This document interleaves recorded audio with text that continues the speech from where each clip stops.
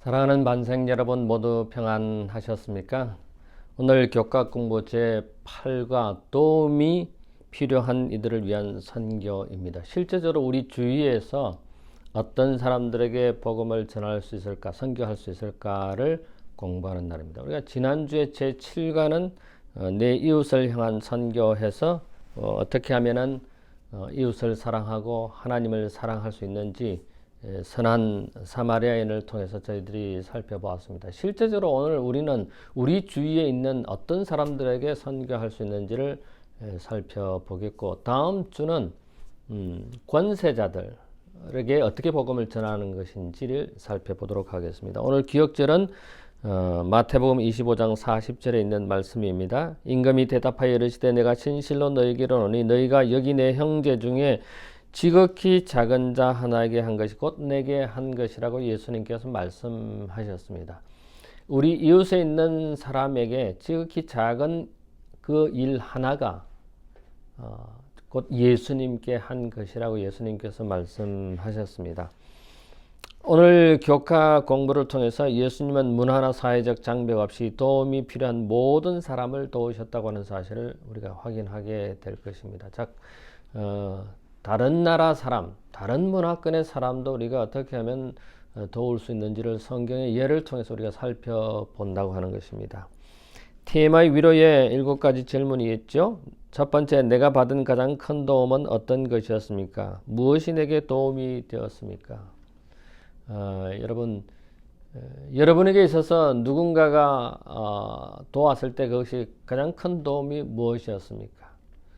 저는 저희 집에 어떤 외국인이 노크를 하고 우리 아이들을 삼육학교에 보내주겠다고 하는 그런 말씀을 하시고 입학 원서를 가져가셨을 때 공립학교에 다니는 우리 아이들을 삼육학교, 교회학교 보내는 것이 우리의 기도 제목이고 소원이었는데 그때는 정말 큰 도움이 되었습니다. 그래서 우리 아이들이 처음에는 다 삼류학교에 다니지 못했지만은 나중에는 모두 다 지금도 교회 학교에 다니고 있는 아이들이 있습니다만은 하나님의 은혜를 생각하면 참 감사하지 않을 수 없습니다.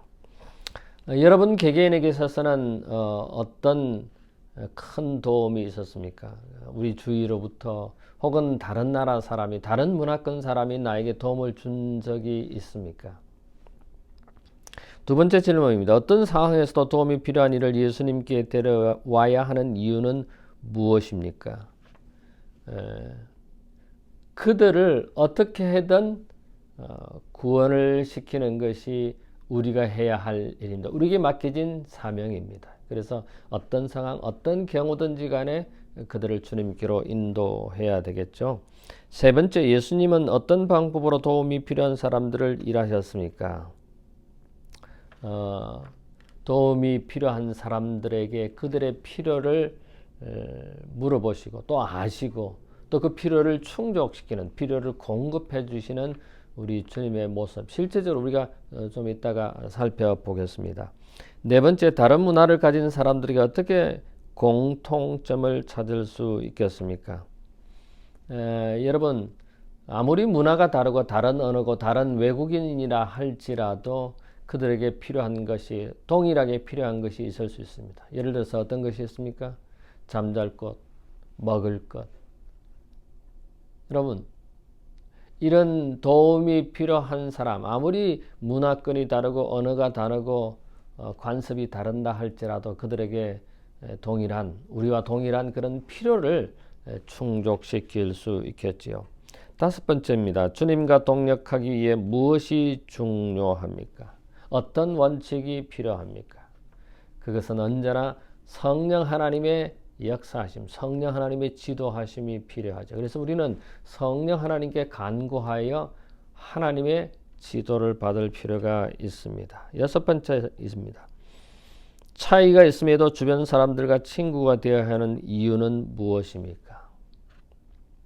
그들과 친구가 된다고 하는 것은 그들을 사랑하여 친구가 되어 우리 주님께로 인도하기 위함이지요. 그 다음에 마지막 질문입니다. 예수님의 모범은 그 사이가 어떤 성격을 말해주고 있습니까? 예수님께서는 언제나 우리 인간의 필요를 충족시켜 주시는 그런 아름다운 사랑을 가지고 있었습니다. 우리는 예수님께서 하신 모본에 따라서 우리도 다른 사람들에게 어떤 문화권이나 어떤 언어권, 어떤 외국인도 우리가 복음을 전할 수 있는, 또 우리 재림교회와 교리가 틀리고 문화가 틀리고 간섭이 틀린다 할지라도 그들에게 복음을 전할 수 있는, 선교할 수 있는 우리 모두가 되었으면 참 좋겠다는 생각을 해봅니다. 우리는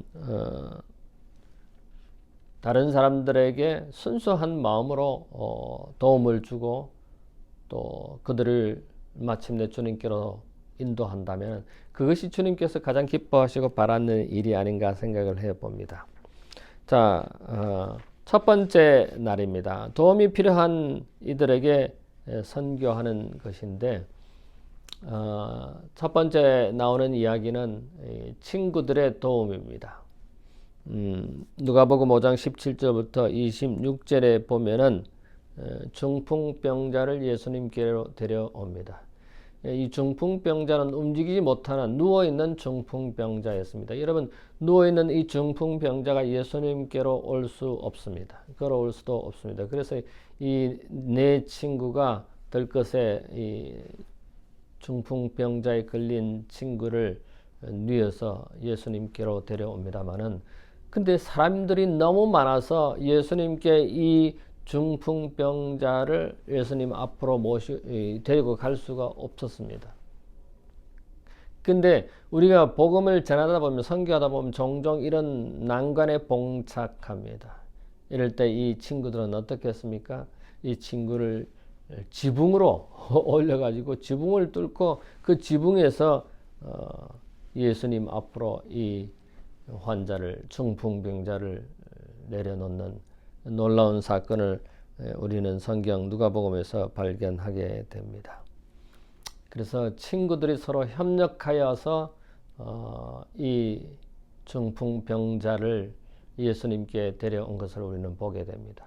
우리가 교회 생활, 신앙 생활을 하면서 성도들끼리 이렇게 협력하여 선교한다면, 복음을 전한다면 그 어떤 난간도 뚫고 복음을 전할 수 있겠죠. 우리 주변에 눈을 떠서 보면은, 사실 생각해 보면은 도움이 필요한 사람들이 많이 있습니다.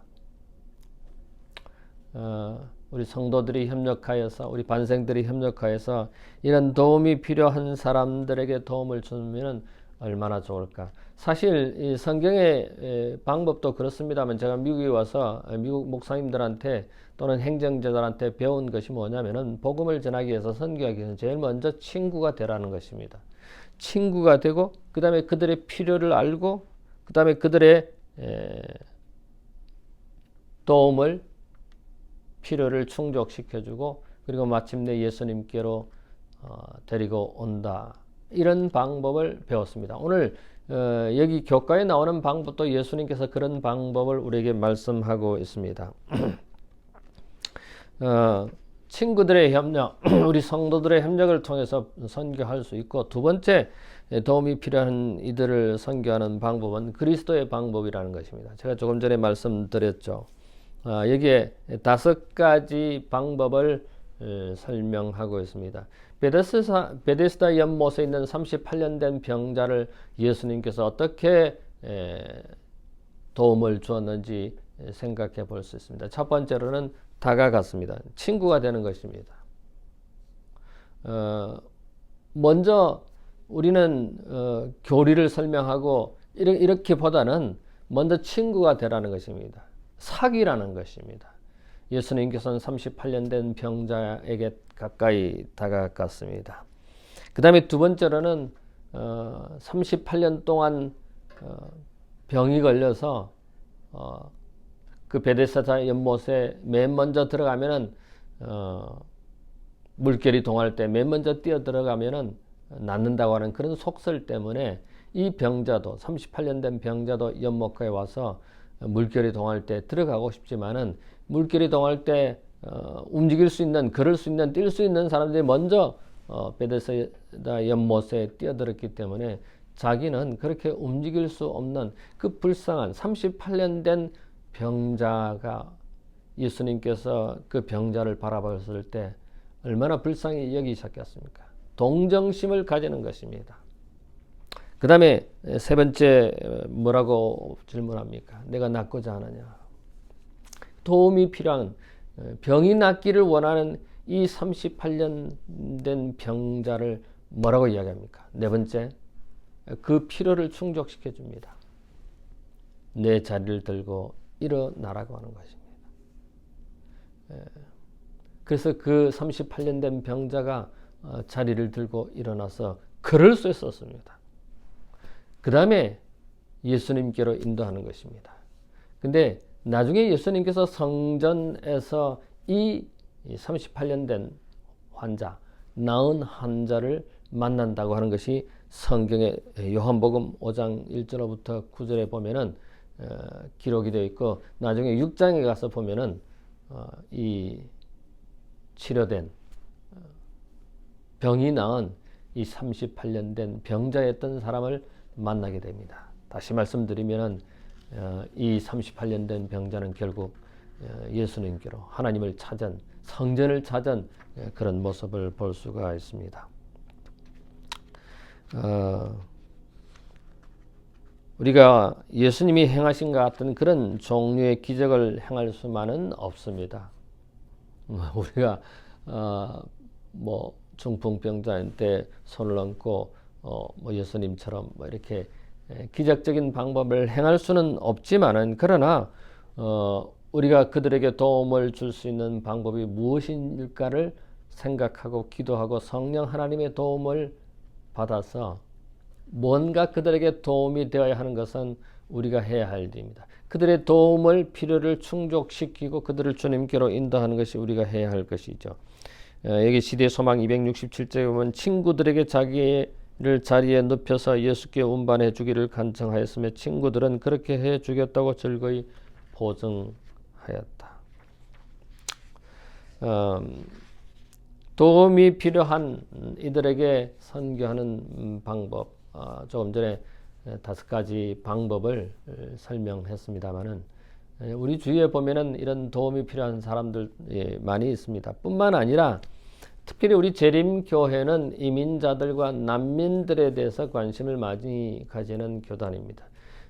아드라를 통해서 전 세계에 도움이 필요한 곳에 가서 도움을 주는 그런 세계 5대 난민들을 돕는 그런 훌륭한 자선단체가 우리 재림교회가 보유하고 있고, 우리 재림성도들이, 우리가 이 교단이 그 일을 하고 있습니다. 그래서 셋째 날에는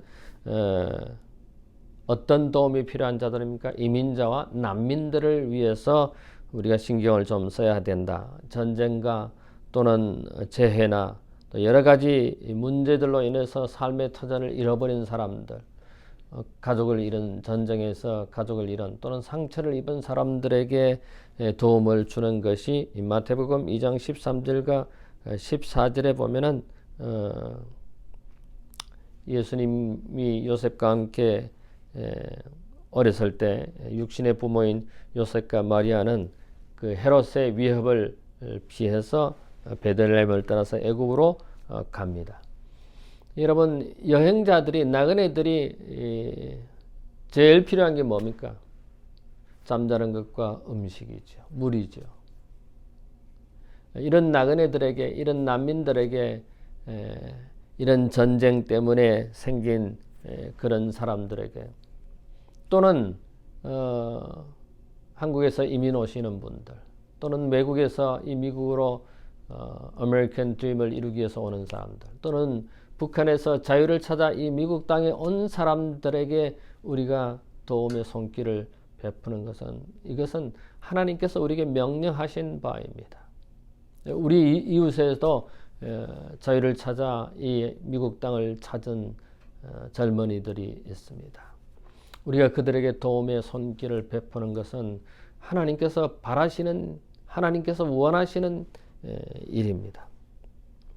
여기에 성경자들에 보면 신명기 10장 19절, 시편 146편 9절, 또 로마서 12장 3절, 레위기 23장 22절에 보면은 가난한 자들, 또 나그네, 고아, 가부 이런 사람들을 돌보라고 하는 것이 성경 말씀입니다. 나그네를 대접하라는 성경 말씀입니다. 세계 각국의 문화가 다르고 언어가 다르고 관습이 다른 사람들이 이 지구에 많습니다. 또 우리 주위에도 그런 사람이 있습니다. 구체적으로 예를 들면은 제가 아까 말씀드렸듯이 자유를 찾아서 이 미국 땅에 온 우리 주위에 젊은이들이 있습니다. 그들에게 우리의 도움의 손길을 베푸는 것은 그들에게 큰 도움과 위로가 될 것이고, 이런 우리의 돕는 삶을 통해서 그들이 예수 그리스도를 발견하게 될 것입니다. 도움이 필요한 이들을 선교하는 네 번째, 상처받은 사람들을 돕기입니다. 여러분, 가난하고 또 고통받고 상처받은 이들에게 물질적 도움도 줄 수 있지만 정신적, 영적 도움을 줄 수 있는 것이 우리가 해야 할 일이라고 생각합니다. 여기에 누가복음 4장 18절에 주의 성령이 내게 임하셨으니 이는 가난한 자에게 복음을 전하게 하시려고 내게 기름을 부으시고 나를 보내사 마음이 상한 자를 고치고 포로된 자에게 자유를, 눈먼 자에게 다시 보게 함을 전파하며 눌린 자를 자유롭게 하고. 여러분, 우리가 눈을 떠서 보면은 어쩌면 우리는 눈을 감고 살아가는지도 모르겠습니다. 그러나 눈을 떠서 보면 우리 이웃에 이런 상처받고 가난하고 도움이 필요한 사람들이 얼마나 많은지 모릅니다. 우리 주위에 복음을 전할 수 있는 것은 먼저 친구가 되어주고 그들의 필요가 무엇인지를 파악하고 불쌍히 여기는 마음, 긍휼히 여기는 마음을 가지고 그들의 필요를 채워주고, 그리고 마침내 주님께로 데려올 수 있는 그런 복음 전하는 우리 모든 반생들이 되었으면 참 좋겠습니다. 여기에 교과에 이런 말씀이 있습니다. 114쪽에 예수님이 도우신 모든 사람이 그분을 영접했는지는 아닌지는 알 수 없다. 그러나 모든 사람의 필요를 채우시려고 노력하신 예수님의 모범은 우리가 따라야 할 성경의 원리이다. 우리가 선교하려고 또 예수님의 이야기를 먼저 하려고 또는 교리를 설명하려고 하면은 우리의 선교 방법이 올바르지 않다고 하는 사실을 확인하게 됩니다. 먼저 친구가 되어주고 그들의 불쌍히 여기는 마음, 그리고 그들의 필요를 먼저 충족시키는 것이 아름다운 선교 방법, 훌륭한 선교 방법임을 우리는 다시 생각해 봅니다. 마태복음 25장 34절로 40절에 보면은 어떤 내용이 나옵니까? 예수님께서 굶주린 자, 목마른 자, 옥에 갇힌 자, 매맞은 사람, 이런 사람들에게 관심을 보이고 그들에게 도움을 준 것이 곧 누구에게 한 것이라고요? 곧 내게 한 것, 즉 예수님께, 하나님께 한 일이라는 말씀을 하고 계십니다. 지극히 작은 자에게 한 그것이 곧 예수님에게 행한 것임을 말씀하고 있습니다. 우리가 상처받은 사람을 어떻게 도울 수 있을까요?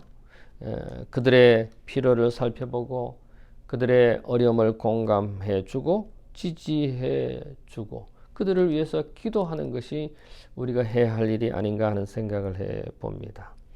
여기 교회증언 1권 190쪽에 보면 경건은 위로와 동정을 포함한다고 기록하고 있습니다.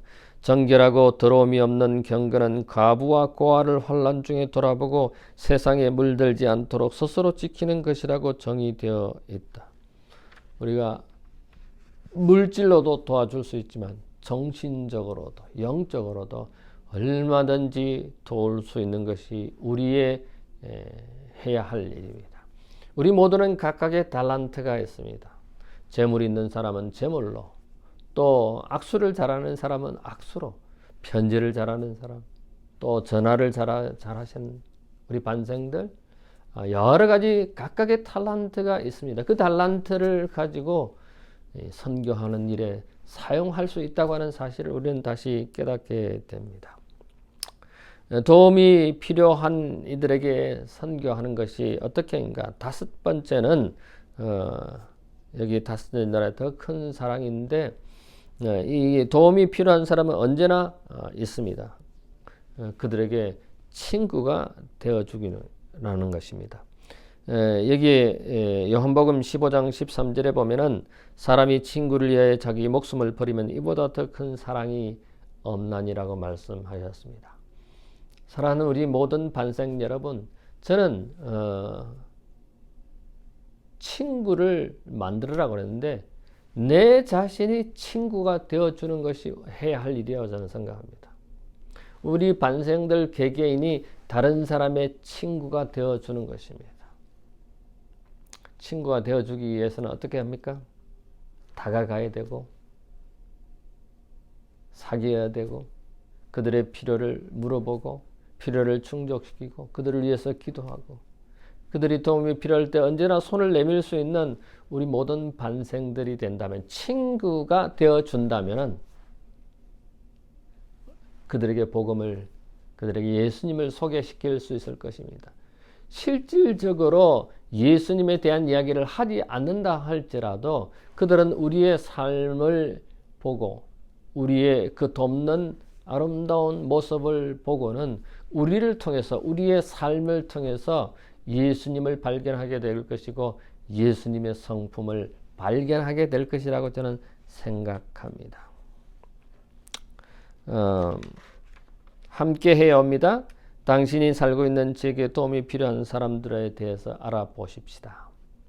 우리 지에, 또 우리가 살고 있는 지역, 또 우리 교회 주변에 도움이 필요한 사람들이 어떤 사람이 있을까를 생각해 보는 것입니다.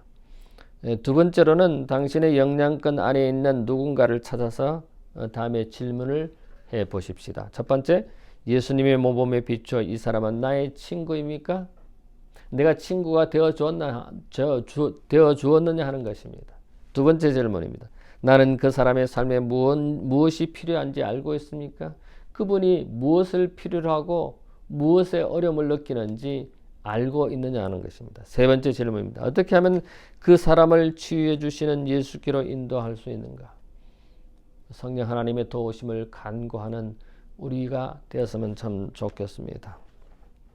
시대의 소망 523쪽에 보면 남을 돕는 자는 하나님의 대리자라고 그랬습니다. 우리가 하나님의 대리자로서, 하나님을 대표하는 사람으로서 남에게 손길을 베푸는 것은 하나님이 우리를 바라시고 우리에게 원하시는 부분이라는 생각이 듭니다. 여섯째 날입니다.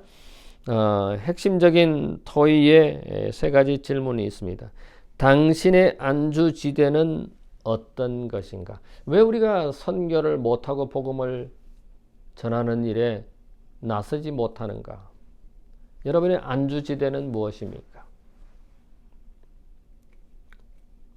내가 복음을 전할 수 없는, 선교할 수 없는 형편이 무엇이냐는 것입니다. 그것이 직업입니까? 돈입니까? 병입니까? 내가 당하는 어떤 문제가 복음을 전하지 못하는, 선교하지 못하는 안주지대입니까? 우리가 그것을 해결하게 해달라고 하나님께 기도할 필요가 있겠지요. 두 번째입니다. 먹기를 탐하고 포도주를 즐기는 사람이요 세리와 죄인의 친구라고 조롱을 당한 사건이 있습니다. 그것은 예수님께서 그런 조롱을 당하셨는데 마태복음 11장 19절에 그럼에도 불구하고 예수님께서 이들을 접촉한 이유는 무엇입니까? 이들에게도 구원이 필요하다고 하는 사실입니다. 자, 우리에게 절대적으로 이 사람은 안 된다라고 하는 그런 사람은 없습니다. 선교 대상에서 제외할 사람은 아무도 없다는 것입니다. 예수님이 조롱을 받으심에도 불구하고 그들을 접촉하셨다고 하는 사실은 우리도 모든 사람에게 선교의 대상이라고 하는 사실을 확인하게 됩니다. 세 번째 질문입니다. 그리스도인은 불신자들의 명절이나 축제에 어느 정도까지 참여해야 하는가? 고린도전서 9장에 있는 말씀을 통해서 우리가 살펴보면은 우리와 다른 문화권의 사람, 우리와 다른 종파의 사람들에게 우리가 어떻게 접촉할 것인지, 우리가 주님께, 성령님께 지혜를 구하면서 어느 정도까지 그들의 축제나 그들의 모임에, 그들의 문화에 접촉하면서 복음을 전할 수 있는지, 우리 모두가 우리 가까이에 있는, 나와 연관이 되어 있는 사람들에게 어떻게 하면 복음을 전할 수 있고 가깝게 접근할 수 있는지를 생각하고 연구하고 기도하여서 누구에게든지 도움이 필요한 이들에게 선교하는 우리 모든 반생들이 되기를 간절히 바랍니다. 자, 오늘 도움이 필요한 이들을 위한 선교 몇 가지를 실체적으로 살펴보았습니다. 첫 번째는 협력이죠.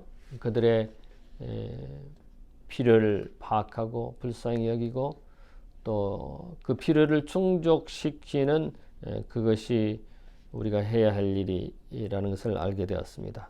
두 번째는 그리스도의 방법입니다. 그리스도의 방법은 무엇입니까? 먼저 친구가 되고 동정심을 가지고 필요가 무엇인지 또 그 필요를 충족시키고 신뢰할 만한 관계를 가지고 결국은 주님께로 데려오는 그런 방법을 우리가 확인하였습니다. 그 다음에 또 세 번째로는 이민자, 난민자, 나그네를 영접하고 대접해야 되고 도와야 된다고 하는 것을 저희들이 살펴보았습니다. 네 번째로는 상처받은 사람들, 가난한 사람들, 어려운 사람들에게 실질적으로 무의식적으로 도움을 베푸는 삶을 통해서 그들에게 예수님을 보여주고 예수님의 성품을 보여주는, 그래서 마침내 주님께로 데려오는 우리의 삶의 방식이 필요하다고 하였습니다. 다섯 번째로는 친구 사귀기였는데 내 자신의, 여러분 개개인의 친구가 되어 주어야 한다고 하는 그런 사실을 확인했습니다. 자, 다음 주는 제9가 권세자들을 향한 선교입니다. 우리 주위에 있는 사람들 뿐만 아니라 이제는 권세자들에게 어떻게 복음을 전했는지 성경의 몇몇 예를 들어서 함께 살펴보도록 하겠습니다. 이 추수감사절을 맞이하여 우리 모든 반생들이 하나님께 감사하고 또 우리 주위에 감사를 표현하는 우리 모든 반생들이 되기를 바랍니다. 잠시 머리를 숙일까요?